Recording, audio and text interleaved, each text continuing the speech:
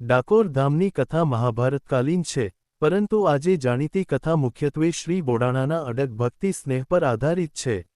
ડાકોર પહેલાં ખાખરાપુર તરીકે ઓળખાતું હતું. બોડાણા પહેલે દ્વારકા નજીકના ગોકુલ ખાતે રહેતા હતા. તેઓ શ્રીકૃષ્ણના પરમ ભક્ત હતા અને દર 6 માસે પોતાના ગામથી દ્વારકા જઈ રણછોડરાયના દર્શન કરતા. વૃદ્ધાવસ્થામાં પણ બોડાણા પોતાની ભક્તિ ટકાવતા રહ્યા.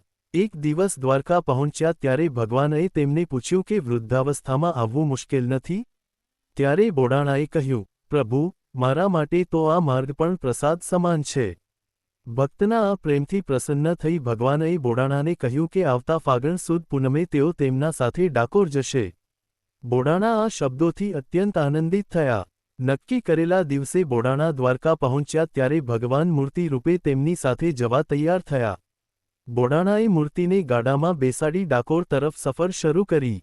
દ્વારકાના પૂજારીઓને ખબર પડી ત્યારે તેઓ ચોંકી ગયા. દેવળમાંથી મુખ્ય મૂર્તિ ગુમ થતાં તેમણે શંકા કરી અને સૈનિકો સાથે બોડાણાની પાછળ દોડી નીકળ્યા. જ્યારે બોડાણા ડાકોર નજીક પહોંચ્યા ત્યારે તેમના પાછળ આવનારાઓ વધુ જ જોરથી આગળ વધતા હતા. ત્યારે ભગવાને બોડાણાને કહ્યું કે ચિંતા ન કરવી, જે થવાનું છે તે તેમની ઈચ્છાથી જ થશે. ત્યારબાદ ભગવાન ગોમતી તળાવમાં ચમત્કારિક રીતે વિરાજમાન થયા. પૂજારીઓ ડાકોર પહોંચ્યા ત્યારે ભગવાન ગોમતી તળાવમાંથી પ્રગટ થયા અને તેમને જણાવ્યું કે દ્વારકા માટે તેઓ ધ્વજાર્જુન નામની નવી પ્રતિમા મોકલી દેશે. આ નાની પણ દિવ્ય પ્રતિમા આજે દ્વારકામાં સ્થાપિત છે.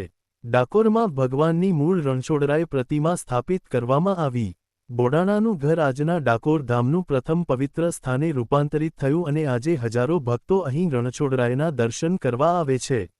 આ પ્રાચીન કથા આપણને શીખવે છે કે સાચી ભક્તિમાં વય, અંતર કે સંજોગોનો ક્યારેય અડથલો નથી.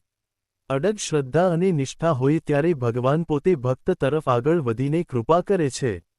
જય રણછોડ, જય શ્રી કૃષ્ણ, જય માતાજી, હર હર મહાદેવ, જય મહાકાળી, જય ખૂંખાર મેળડી. ભગવાન આપ સૌને સારો ધર્મયુક્ત પ્રેરણાભર્યો માર્ગ બતાવે અને ભક્તિના રંગમાં સૌને ખૂબ રંગે.